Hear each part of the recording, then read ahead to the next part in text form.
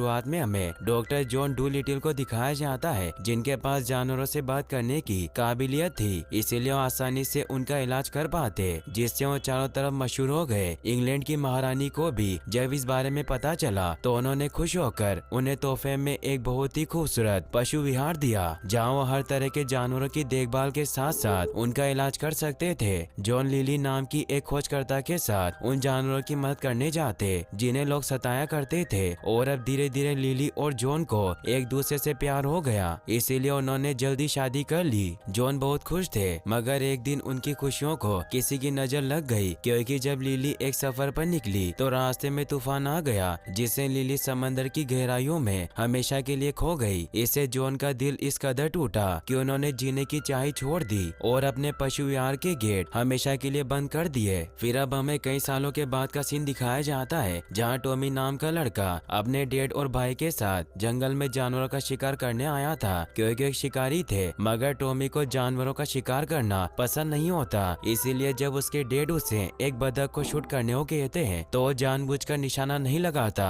मगर वो गोली गलती से एक गिलहरी को लग जाती है, जिससे वो तड़पने लगता है। टॉमी से उसकी हालत देखी नहीं जाती, इसीलिए अपने डैड से कहता है कि हमें इसकी मदद करनी होगी, मगर उसके डैड कहते हैं कि हम जानवर को तड़पता हुआ नहीं छोड़ते, इसीलिए इसे मार दो, और उसे चाकू देकर वहाँ से चले जाते हैं। टॉमी उस गिलहरी की जान बचाना चाहता था। डूलिटिल की मकाओ भी उसे देख रही होती है, इसीलिए वो टॉमी को कहती है कि मेरे पीछे आओ, और उसे एक गुप्त रास्ते से पशु विहार के अंदर ले जाती है। टॉमी उस जगह को देखकर बहुत खुश होता है, क्योंकि वहाँ सभी तरह के जानवर थे, और वो जल्दी से जॉन के घर की तरफ बढ़ने लगता है। तभी उसे एक पोलर बेयर दिखाई देता है, जिससे डरा हुआ टॉमी वहाँ बिछे हुए एक ट्रैप में फंस जाता है। वहीं हमें जॉन को दिखाया जाता है, जो अपने जानवरों की मदद से तैयार होते हैं और अपने गोरिल्ला दोस्त चीची के साथ शतरंज खेल रहा होता है। मगर जब वो एक इंसान को जाल में उलझा हुआ देखते हैं तो सभी डर जाते हैं, क्योंकि अब जॉन किसी इंसान से नहीं मिलते। तभी वहाँ टॉमी के पास एक लड़की आती है, जो उसे बताती है कि मैं बकिंघम पैलेस से आई हूँ और मुझे महारानी ने भेजा है। मेरा नाम लेडी रोज है और मैं जॉन को ढूंढने आई हूँ। लेडी रोज उसे नीचे उतार देती है और जॉन के घर जाने के लिए दरवाजा खटखटाने लगती है। चीची दरवाजा खोलता है, मगर वो काफी डरपोक गोरिल्ला होने की वजह से टॉमी से डरकर बेहोश हो जाता है। वहीं डॉक्टर डूलिटिल उस लड़की की आवाज सुनकर छिप जाते हैं, लेकिन लेडी रोज उन्हें देख लेती है। वो उन्हें कहती है कि महारानी ने फौरन आपको महल बुलाया है, क्योंकि उनकी तबीयत खराब है। मगर जॉन उसे कहता है कि यहाँ से चली जाओ, मैं अब इंसानों का इलाज नहीं करता,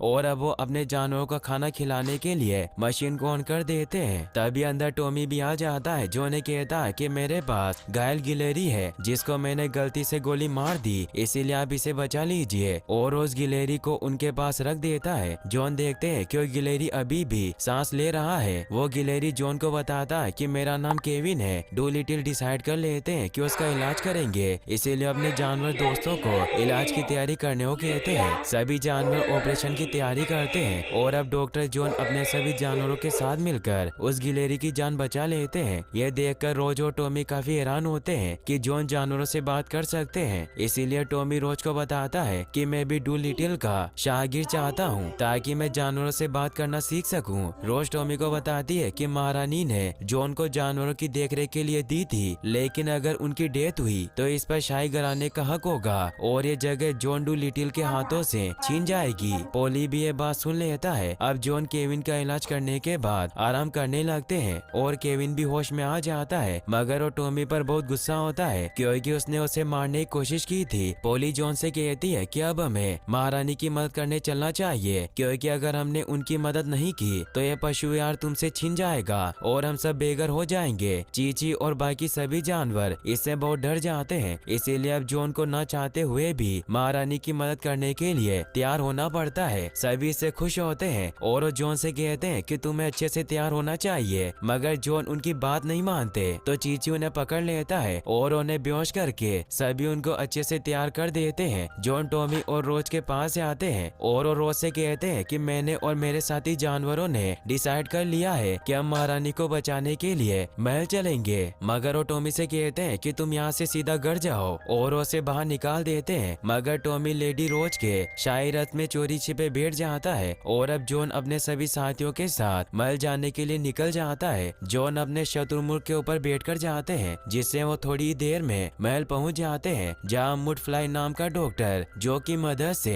महारानी का इलाज कर रहा होता है, उसके पास महारानी के शाही अध्यक्ष में से एक लॉर्ड थॉमस आते हैं, जो मुडफ्लाई से महारानी का हालचाल पूछते हैं। मुडफ्लाई थॉमस को बताता है कि महारानी की हालत बहुत खराब है और ये 1 वीक से ज्यादा जिंदा नहीं रह पाएगी। तभी वहाँ जॉन आ जाते हैं। सभी वहाँ जानवरों को देखकर हैरान होते हैं। तभी सैनिक टॉमी को पकड़कर ले आते हैं, जिससे जॉन को भी झूठ बोलना पड़ता है कि वो उनका शाही गिर्द है। जॉन मुडफ्लाई को पहचान लेते हैं क्योंकि वो दोनों बचपन में साथ पढ़े थे और मुडफ्लाई जॉन से बहुत जलता था। जॉन अपने डॉग जीप को महारानी को सूंघने को कहते हैं क्योंकि जीप सूंघने में माहिर था और वो सूंघकर जॉन को बता देता है कि महारानी को नाइट शेड फूल का जहर दिया गया है। थॉमस और मुडफ्लाई जॉन से पूछते हैं कि महारानी को क्या हुआ, तो जॉन बताते हैं कि महारानी को नाइट शेड फूल का जहर दिया गया, जो बहुत कम पाया जाता है। इस महीने की 17 तारीख को सूर्य ग्रहण होने वाला है और मुझे लगता है कि जब तक अगर इसका कोई इलाज नहीं मिला तो महारानी बच नहीं पाएगी। और जॉन को शक होता है कि थॉमस ने ही महारानी को जहर दिया, इसीलिए वो बड़ी चालाकी से लकड़ी की तरह दिखने वाले कीड़े को वहाँ थॉमस पर नजर रखने के लिए छोड़ देते हैं। साथ ही वो रोज को कहते हैं कि तुम सिर्फ महारानी को अपने हाथों से खाना बनाकर खिलाओगी। थॉमस जॉन से पूछते हैं कि तुम महारानी को बचाने के लिए क्या करोगे। जॉन बताते हैं कि महारानी को बचाने का सिर्फ एक ही तरीका है, हमें वो फल लाना होगा जो आज तक किसी को नहीं मिला और वो ईडन आइलैंड पर पाया जाने वाला जादुई फल होता है। मुडफ्लाई जॉन का मजाक उड़ाता है कि ऐसी वह अफवाह है। अब जॉन अपने सभी साथियों के साथ ईडन ट्री को ढूंढने निकल पड़ते हैं। टॉमी भी उन्हें कहता है कि मैं भी आपके साथ चलूंगा, मुझे घर नहीं जाना। मगर जॉन उसे कहते हैं कि बहुत ही खतरनाक सफर है, इसीलिए मैं तुम्हें अपने साथ नहीं लेकर जा सकता और उसे घर भेज देते हैं। टॉमी जब घर आता है तो उसके डैड उस पर गुस्सा करते हैं, इसीलिए उदास होकर अपने कमरे में सो जाता है। अगली सुबह टॉमी को लेने के लिए पोली अपने जिराफ दोस्त के साथ वहाँ जाती है। पोली एक मक्का होने की वजह से इंसानों की भाषा जानती थी, इसीलिए टॉमी से बात कर पा रही थी। वो उसे कहती है कि थोड़ी देर में जॉन जहाज लेकर ईडन ट्री की तरफ निकलने वाले हैं, इसीलिए तुम्हें भी वहाँ चलना होगा क्योंकि मुझे तुम में कुछ खास नजर आता है। मगर टॉमी उसे कहता है कि मुझे जॉन ने आने से मना किया। पोली उसे कहती है कि तुम उसकी चिंता मत करो। फिर वो टॉमी को जिराफ पर बिठाकर वहाँ से लेकर जाने लगते हैं। कुछ सैनिक उनका पीछा करते हैं मगर उनके हाथ नहीं आते और वहाँ से निकल जाते हैं। मगर वो देखते हैं कि जॉन जहाज लेकर निकल चुके हैं। टॉमी को एक ब्रिज नजर आता है, इसीलिए उस ब्रिज पर पहुँच जाते हैं, जहाँ टॉमी वहाँ लगे लिफ्ट की मदद से नीचे जाने लगता है, मगर रस्सी छोटी पड़ जाती है। टॉमी कुछ भी करके जहाज तक पहुँचना चाहता था, इसीलिए वो नीचे कूद जाता है। जॉन इससे काफी डर जाते हैं, मगर टॉमी जहाज के पाल की वजह से बच जाता है। जॉन पोली पर गुस्सा होता है तो पोली उसे समझाती है कि तुम अब बूढ़े और कमजोर हो रहे हो और मैं जानती हूँ कि ये सफर तुम्हारे लिए आसान नहीं होगा। मैंने ही कई सालों पहले तुम्हें लिली से मिलवाया जब तुम्हें उसकी जरूरत थी और अब तुम्हें फिर से एक साथी की जरूरत है, इसीलिए तुम्हें टॉमी को अपनी टीम में शामिल कर लेना चाहिए। जॉन भी इसके लिए मान जाता है, जिससे टॉमी खुश होता है। मगर जॉन टॉमी से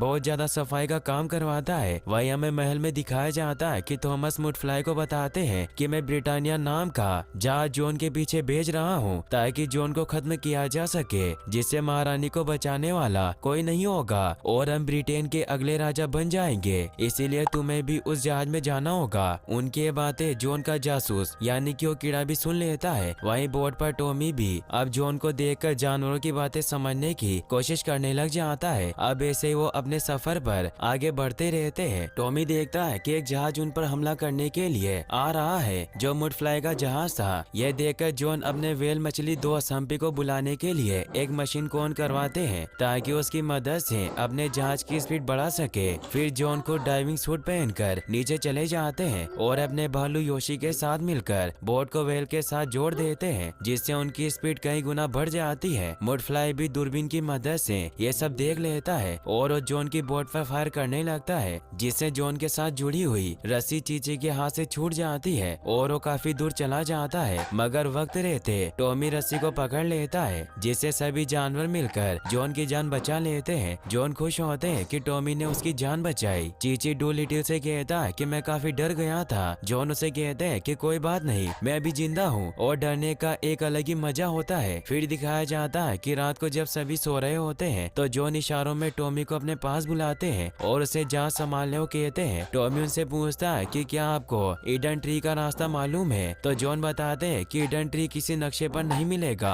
मगर मेरी वाइफ लिली ने उस जेल तक जाने का रास्ता बनाया था। लेकिन जब वो उसकी खोज में निकली तो बीच सफर में ही उसका जहाज समुद्र की गहराइयों में खो गया और उस सफर में सिर्फ उनकी वही किताब बची जिसमें ईडन ट्री का नक्शा है। लेकिन वो किताब लिली के पिता के पास है, इसीलिए हमें पहले मोंटेवर्डी जाकर उस किताब को चुराना होगा, क्योंकि मोंटेवर्डी डाकुओं का शहर था जिनके राजा लिली के पिता रसूली थे। जॉन और टॉमी वेश बदलकर रसूली के शहर में पहुंच जाते हैं, क्योंकि रसूली को आज भी लगता है कि उसकी बेटी डूलिटिल की वजह से ही उससे जुदा हुई। इसीलिए रसूली जॉन को मारना चाहता था। टॉमी और जॉन छिपकर महल के अंदर तक पहुंच जाते हैं, मगर आगे का रास्ता बंद होता है। इसीलिए जॉन वहां अपने ड्रैगन फ्लाई दोस्त जेम्स की मदद से चींटियों कहकर दरवाजा खुला लेता है, लेकिन आगे सलाखें लगी होती है जिससे जॉन अंदर नहीं जा पाते और वो टॉमी को जेम्स के साथ रसूली की तरफ भेज देते हैं। वो जब रसूली के रूम में जाते हैं तो वहाँ रसूली बहुत से शेरों के साथ सोया होता है। वो अपने शेरों से बहुत प्यार करता था। टॉमी बिना कोई शोर किए रसूली की खुफिया तिजोरी में पहुंच जाता है, जहाँ खजाने के साथ ही लिली की किताब रखी हुई टॉमी को नजर आ जाती है। मगर तभी रसूली जाग जाता है, इसीलिए टॉमी के साथ साथ जॉन को भी पकड़ लेता है। रसूली जॉन से कहता है कि तुमने यहाँ आकर बहुत बड़ी गलती की, क्योंकि तुम्हें क्या लगा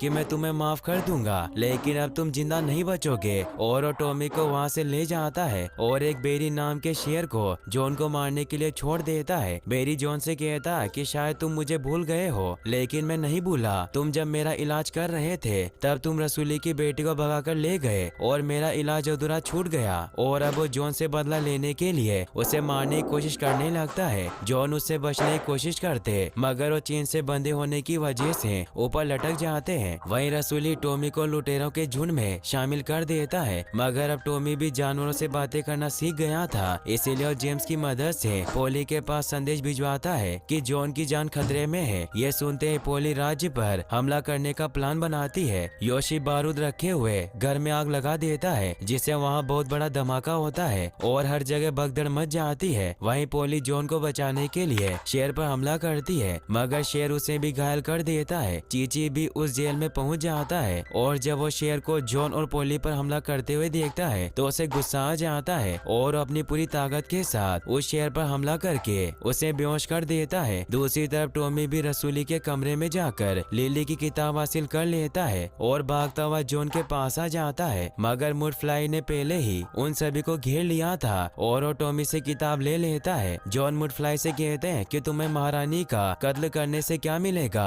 तो मुडफ्लाई कहता है कि मैं इससे जो चाहे वो हासिल कर सकता हूँ और मैं इस किताब की मदद से ईडन ट्री तक पहुँच जाऊंगा और वैज्ञानिकों की दुनिया में मेरा नाम हो जाएगा। फिर वो अपने साथियों के साथ वहाँ से निकल जाता है। जाते जाते वो अपने जहाज से जॉन का जहाज पूरी तरह से बर्बाद कर देता है ताकि उसके पीछे ना आ सके। वहीं महारानी की हालत काफी बिगड़ती जा रही थी और उनके पास बहुत कम वक्त बचा था। दूसरी ओर टॉमी जॉन से कहता है कि हम हार नहीं मान सकते, अगर लिली होती तो वो भी हार नहीं मानती। जॉन उसे बताते हैं कि तुम लिली के बारे में कुछ नहीं जानते, वो बहुत अच्छी थी, उसने मेरी जिंदगी का हर एक दिन खुशियों से भर दिया था, मगर एक दिन वो अचानक चली गई। मैं भी उसके साथ जाना चाहता था, लेकिन लिली ने मुझे जानवरों की देखभाल करने के लिए यहीं रुकने को कहा। रसूली भी उनकी बातें सुन लेता है और उसे एहसास हो जाता है कि जॉन और लिली एक दूसरे से बहुत प्यार करते थे, इसीलिए उसे जिंदा छोड़ देता है और अपनी एक पुरानी नाव उन्हें तोहफे में दे देता है, जिससे जॉन अपने साथियों के साथ वहाँ से निकल जाता है और अब वो व्हेल मछलियों की मदद से मुडफ्लाई का पीछा करते हैं और कुछ दिनों के सफर के बाद ईडन ट्री आइलैंड पर पहुंच जाते हैं, जहां पहले से मुडफ्लाई भी मौजूद होता है और वो ईडन ट्री को ढूंढ रहा था। जॉन अपने साथियों के साथ एक गुफा में पहुंच जाता है, जहां जॉन जब एक पत्थर को हाथ लगाता है तो उसमें फॉक्सफायर फंगस की मौजूदगी का पता चलता है, जिससे वो समझ जाता है कि ईडन ट्री आसपास है। मगर तभी मुडफ्लाई अपने साथियों के साथ वहां आकर उन्हें पकड़ लेता है, लेकिन उनके शोर करने की वजह से वहां मौजूद एक आग उगलने वाला विशालकाय ड्रैगन जाग जाता है, जो उन सभी पर हमला करने लगता है। जॉन अपने साथियों के साथ वहां छिप जाता है, मगर वो ड्रैगन मुडफ्लाई के सभी साथियों को एक एक करके मार देती है और वो जॉन पर भी हमला करके उसे पकड़ लेती है। जॉन उसकी भाषा जानता था, इसीलिए उसे कहता है कि मैं जानता हूँ कि ईडन ट्री की रक्षा करना